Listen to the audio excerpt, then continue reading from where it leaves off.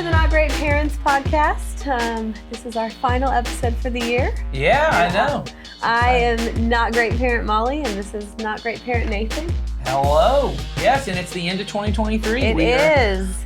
This will be our last podcast episode before the new year. So. Do you remember, well, I'm a lot older than you, but do you remember when the 2023 felt like forever ago? Oh, yes. Yeah, it does feel like we're living in the future. Yes. It does. It does feel that. I remember Y2K vividly. I did too. Those are some of my earliest memories. I'm trying to think. I can remember Earliest 1996 and 1997 well. Me too. I graduated from high school. There you go. In I 97. would have been 7 and 8 years old. Yeah. So there you go. But I remember Y2K was one of the first, I was aware there were news phenomena, events. Yes. I knew there were news. I remember being like, oh, this is a thing. Mm-hmm. I need to pay attention to this. People were thinking about what could happen. Actually, that's not There's true. anticipation. The first thing I was very aware at whatever age I would have been, probably 7 or 8, of the Bill Clinton scandal. That would have been before the Y2K scandal. I was watching Saturday Night Live, Chris Farley being Newt Gingrich. There you go. I was very Yeah. aware of all of those things. That should tell you a lot about my parents' parenting style, that I was just very in. Obviously, probably didn't understand all the nuances of what was going on. Or you learned through it. I definitely learned a lot through it. But I do remember, that would have been a news event that I remember. I don't think I remember. I remember hearing about, so I'm trying to think of other 90s news events. O.J. Simpson would have been 94. 94. But I think I only remember hearing, because I would have been 4 or 5 when that happened. So I'm trying to think. I think I only remember hearing about that post the fact. So post the trial being over. So Bill Clinton, that's my first earliest memories. When I heard him talking about Monica in the Oval Office. It depends on what your definition of is. Yep, So, that is true. That's true. That's not a great memory, but It's not a good memory. it's not a good memory. It's a great memory. It is probably a great memory, yeah. So, All right. I don't think we should tell them why we're not great parents. Because what I'm going to say, if you decided to listen to this episode Right. and stick through this far, you're already not a great parent. So, you already know what it is that you probably could say what we say at the beginning of every episode. True. And this episode, really our goal, this is one of those, like your annual report. Yes, it's like the thing you see on Instagram where my top 10 photos for the year. That's right. Or You we said mentioned Spotify Wrapped. Spotify Wrapped. What I've listened to the most. Which this year for me, my daughter, my 11-year-old, at this point, she's 12. So at this point, when she is at 12 she'll be now. 12. And this year, we allowed her to have her own playlist on Spotify. Big deal. That she curated. And I was like, well, you put whatever you want on there, and then I'll look through it and make sure there's nothing I don't want on there. And she listens to it every day. She's now that teenager, even while other people are playing tablet time and stuff, she's like, can I just get the phone and listen to my music and draw? And she's like, I'm listening to my music and all that kind of stuff. So this year, my Spotify playlist was half of my Wrapped was half of my stuff, and then Tennessee Orange. Or, whatever. My top 5 songs were all her songs. They'd just been listened to on that playlist. Yeah, they were all on her playlist. She had those. And then there were things I listened to that made top artists and stuff. Yes. But yeah, that was our Spotify Wrapped. That's my funny. Parenting. I'm sharing a Spotify account now with a preteen. There you go. My 13, 14, 15-year-old self would be horrified with how much pop and country music is on my Spotify Wrapped. Yeah. But there was some on mine okay. too, but what was funny was the number one for me, I think, was movie soundtracks or whatever. And so I thought, gosh, I'm old. That's and number then one on mine I saw too. Sawyer's, and it was number one on his Yes. too. And I was like, It's really- I find it to be just music I can listen to while I'm doing other things, Yep, and it that's doesn't how it send is my for me. brain down a road. And sometimes it's a little nostalgic, and I kind of like it, but it doesn't take me down some whole other place or whatever. There's not a lot of feelings involved in it. If you've ever run into me at Panera Bread on a Thursday, that's when I write my messages and write all You're different kinds of stuff. listening to. I have a whole work playlist, which is just instrumental. Some of it's classical music, but Me too. most of it is movie scores, instrumental orchestral kind of music. And so if you see me there, that's what's on my headphones. That's what I'd listen to if I needed to focus a little bit. There you go. Who knew? We've been doing this a whole year. Now we know this. Now we know. So that's our Spotify Wrapped, ladies and gentlemen. Wrapped. That's it for this episode. Be a not great parent. That's right. Just kidding. So we wanted to kind of do our own little where we've been recap of the year, and really not the whole year, but we could talk about the whole year. But with you all, we have been. Well, we've been working on this podcast all year long. We started working on it in January. And first episode was in March 9th. I looked it back, and we were talking about giving up great. That was the first episode. That was the first episode, and we put we changed a little bit since then. When we first started this in January, we were talking about, we had sort of segments within one. Like, remember we had a lot of segments, and they took like days to produce. Yes. Remember? And we said, well, we can probably still cover all the topics we want to without some of the, detail, and really just probably be more personal and everything with us. So yeah, I think our format has certainly grown and changed, and I think gotten better. But I think I remember when we started this, you and I, we would have conversations in my office of what do we want this to be, what do we want it to look like. And I remember we came up finally with the title Not Great Parenting Podcast. Oh, right. And I remember we were in a meeting because we had a whole other team. We still have a whole other team that helps us develop this with my wife Jennifer's on that, Sawyer's on that, Charlie's on that. We were in this meeting, we were talking about it, and we had our speaking of movies, our social network dropped the in Facebook moment. Yes. When I said we need to drop ing, it needs to just be Not Great and Parents we were Podcast. Like, oh yeah. And then I said, what's cooler than $1 million? $1 billion. We've got to be really careful, because if youth minister Sawyer hears us talking about the social network, he might kick down that door and just start quoting lines from the movie. He's going to be so angry to know he was not in on this episode. Yes, he is. He's angry. Sawyer and Charlie and Charlie's wife, they're roommates, and I heard that Sawyer went on. Someone just brought up the movie The Social Network, and he started quoting the movie for about 7 minutes.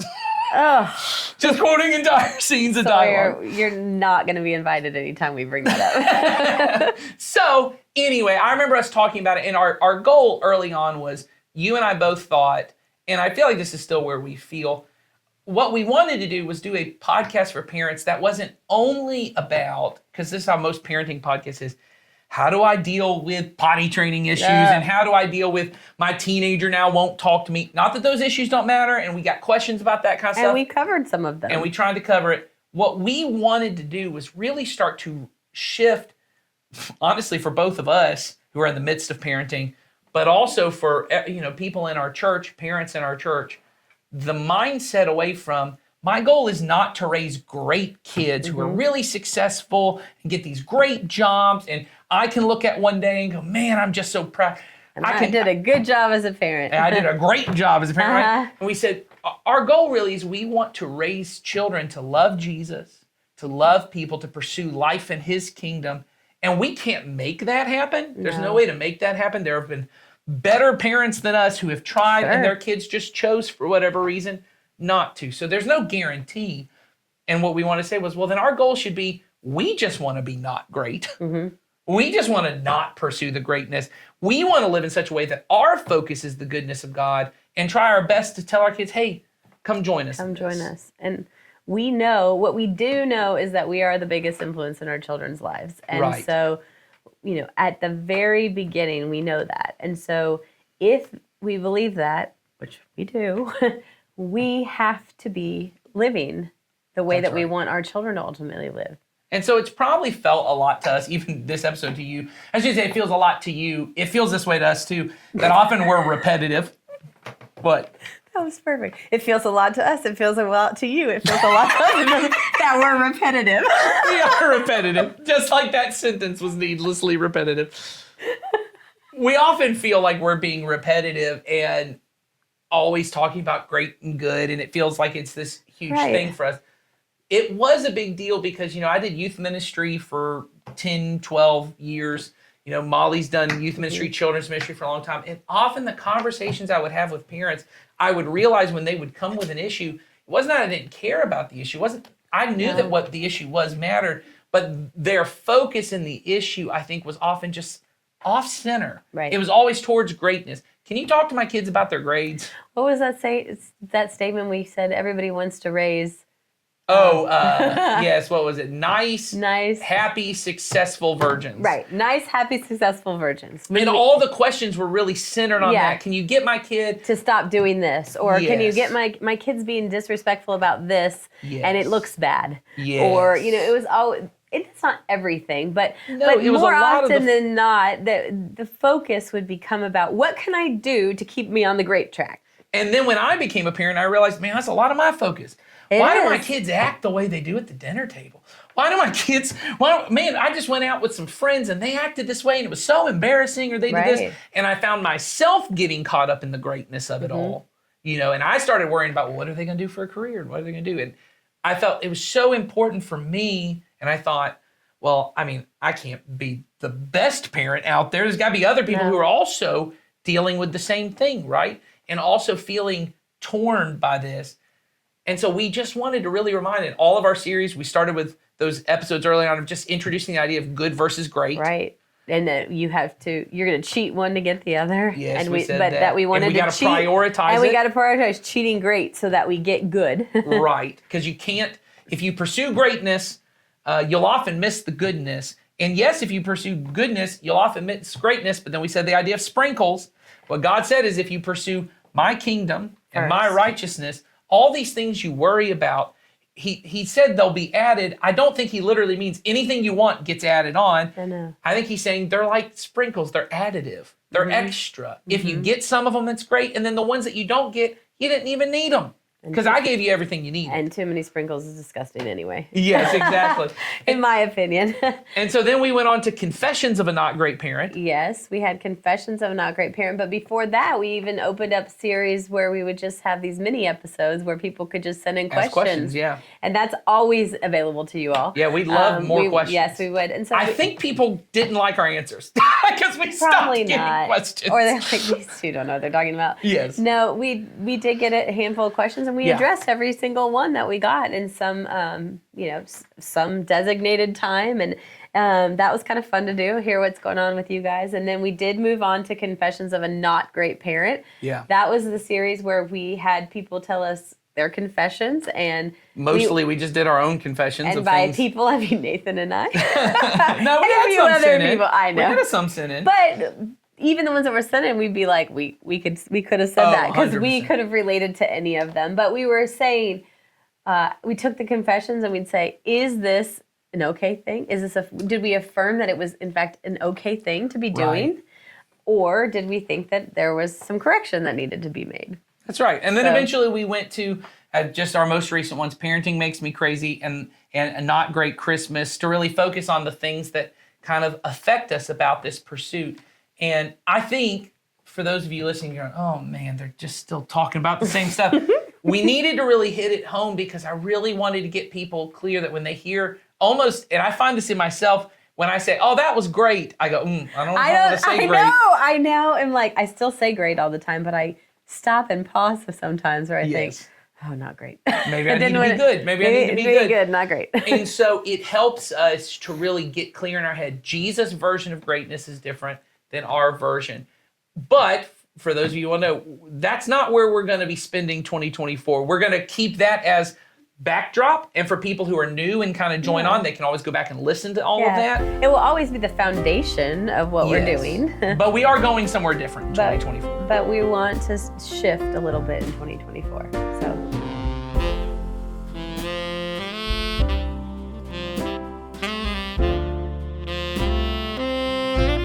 Now let's talk about where we're headed in 2024.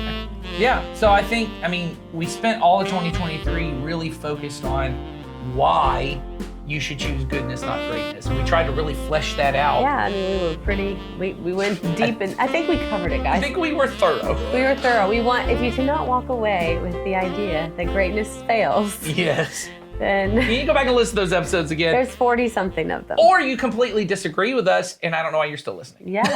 And you just Maybe you just like the way can't we get talk. enough of it. You just like our voices. I like the sound of that voice. So maybe, but if that's not the reason why, We've lost Molly, by the way. Yeah, I'm it's done. towards the end of the day. Yes. But 2024, we Yes. don't want to sit and still try to convince you guys that not to seek greatness. Yeah. We want to talk about what it looks like to live a life that we lead our family toward goodness and what that looks like practically. Like, Yes. what is it that we need to be doing in our lives to That's help right. us focus and center our family on Jesus?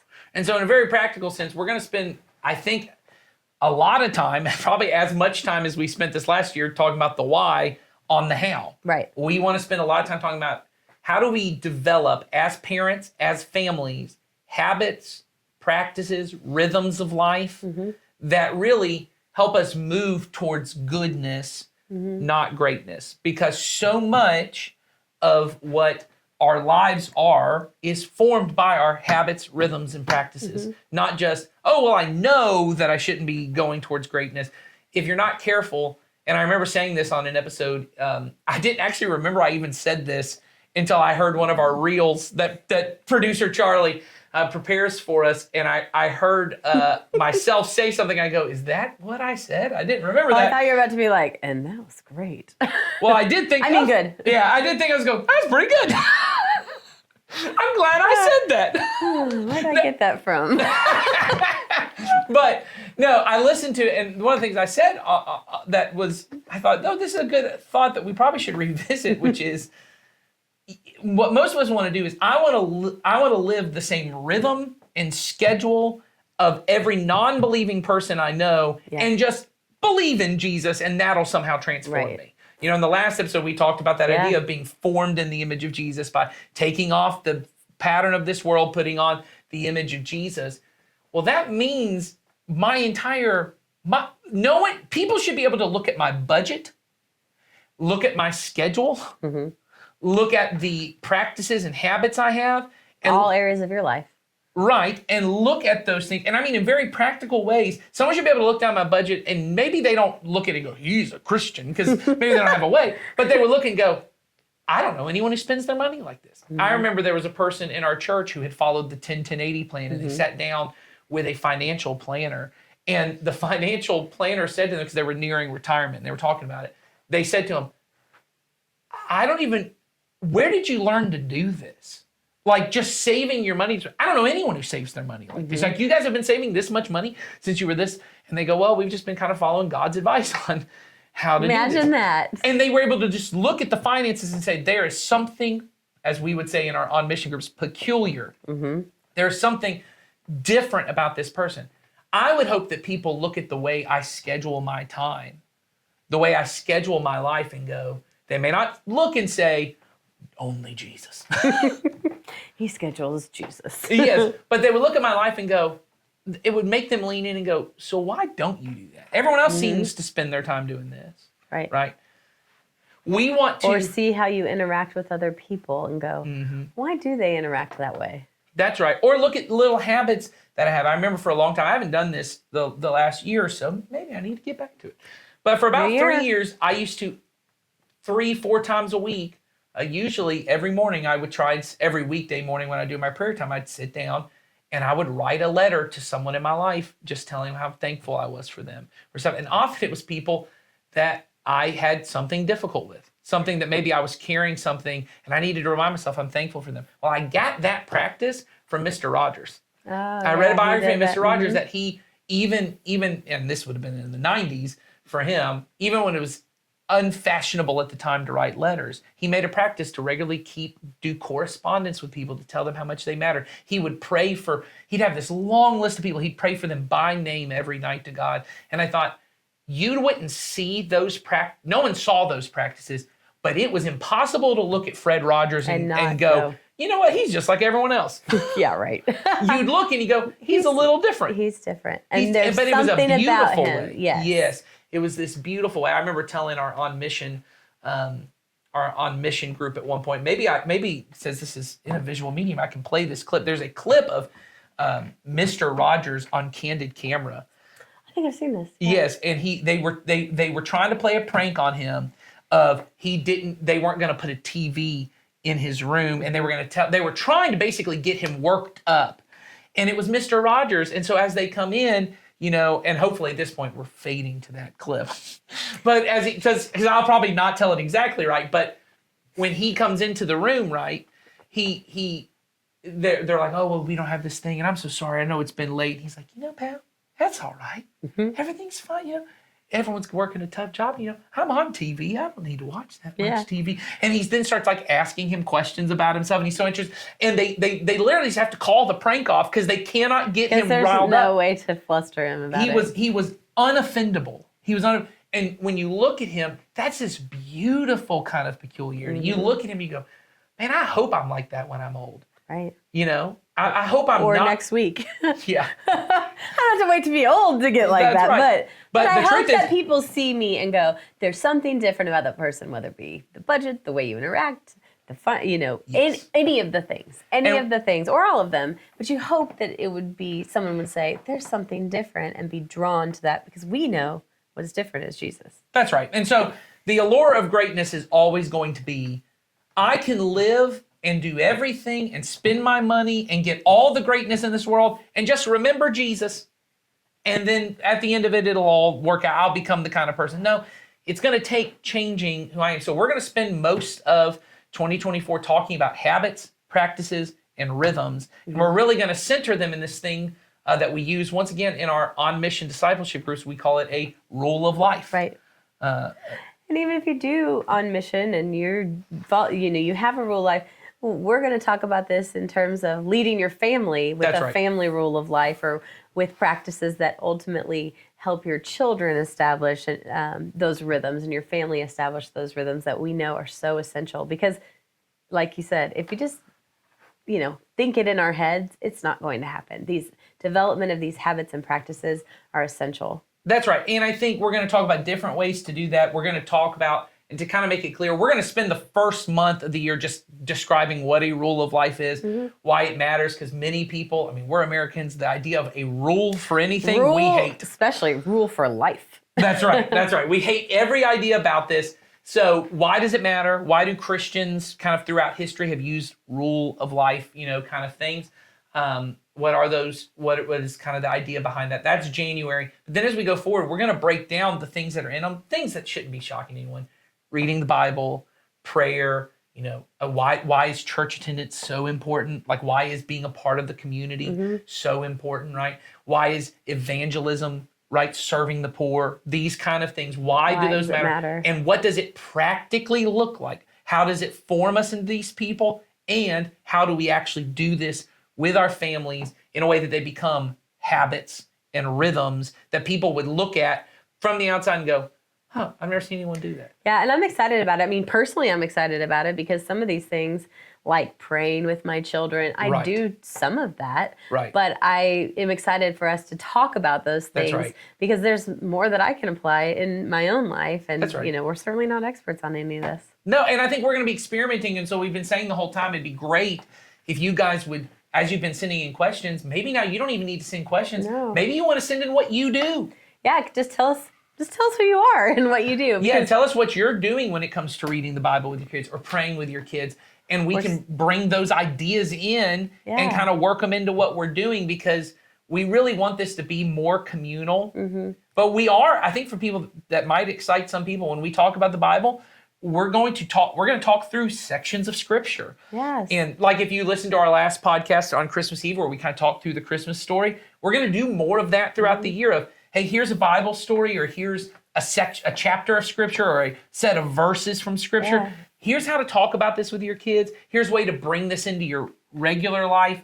These are practical stories to read with your kids. That's right. The Bible's pretty overwhelming. That's right. So we're going to try to break it up and say, okay, these are some things that, these are some stories that you actually probably should spend a little time in, and then, how does that apply to your family? And then when it comes to prayer, we're going to actually talk through, here's what it looks like. We may even do some examples of prayer, like here's how I would actually sit down. We might even bring some of our kids on the podcast and talk with them about stuff to let you kind of get an example of what it looks like. Not that we are the examples, but You can someone use has us as what not to do. Yes. I hope not, but someone has to be the one to sit up front and say, we'll do look, it. throw tomatoes at me. yes. So And feel free to send us the suggestions of what we should be doing. or send us tomatoes. Tomatoes. I love tomatoes. Oh, you do? You do not. I like them. I don't okay. love them. I mean, I you were got- very, very like emphatically, I love When them. I was a preteen, I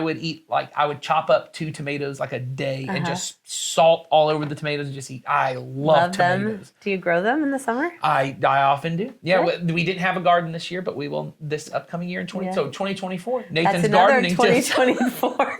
Things get a little That'll be rough in our the rule of life thing. We'll start doing gardening tips. Yeah, but there's a lot of gardening examples in Rule of Life, which There you'll hear are. about in January. There are. So, But we're excited about it. I do think Yes. it's going to be. I do think it's going to be a fun shift for us, but think also so. really practical. I mean, and we're kind of tired of just saying the same thing. yeah, and we really we want want- this to be this communal experience where you are telling us stuff. We'd love to hear if you just listen to it and if you listen to the podcast, so we know, hey, there's people out there and there's people that are paying attention and tell us, hey, this is We have a listener. yes to be able. Well, I hear from people occasionally, we and do it's hear always from people. exciting because we have a lot of things on our plate. Yeah. At the church, and knowing, is this worth the time? Is this Yeah. is this helping helpful people? to people? Yes. Is this helping you understand what you should be doing as a parent, or 'Cause what our we're about as a church? Any of that, but ultimately, we want this to be something that's valuable to you. We don't need to sit Well, and and talk helping for, you, because this is ultimately our goal. I mean, Molly as the children's pastor, Sawyer as the student pastor, and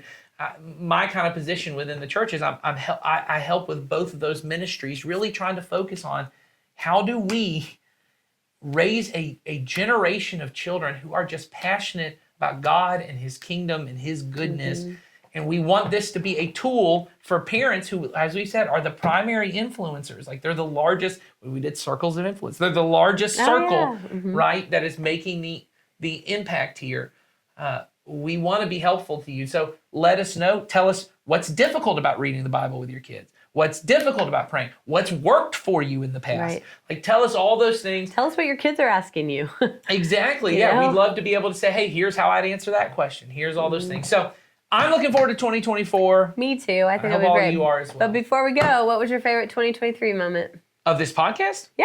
No, Oh. not the year. That's too hectic. Oh, I was going to say, I'm of trying to this think if I have podcast, one in this podcast. I really did enjoy early on, and this is always how things are for me. I really enjoyed the creative process of us clarifying for one another what did we mean when we meant greatness and goodness. The sprinkles conversation in particular, we brought it up Was a good. bunch, was really fun. We were coming, and at that point we were investing a lot of different time and stuff, like interviewing kids Oh, and yeah. asking kids about the greatness. One of my personal favorite moments is when we were making the shift from the Family Movie Night podcast Right. to Not Great Parents. We didn't even know. I was in here setting up for something different, and my kids were sitting here. It's on the very first episode if you want to if you want to watch it. And they just started mocking me. Oh, that was pretty funny. and the way that I lead podcasts, because I told them, I said, I'm not going to be in charge of Miss Molly's the main host on this one. I said, I was on the other one, and I said, but they started doing it, and watching them, it just brought so much joy, and I was glad that they let me put it on the first episode. Yes, So it was very sweet. And it showed us that they actually listen a little That's bit. true. That's true. So maybe we should bring them in for 2024 to see what they think about this podcast. Well, I mean, they have got to ditch the part where they call it the Terrible Parents podcast. Well, I don't know. That's probably going to be a big key for it. That's so. probably going to stay. Yeah, for me, it's probably just, I think we've kind of developed over the year. And Yeah. when we first started, we obviously knew each other and worked together, but I think just talking about things in our life, and, I'm relational. So for me,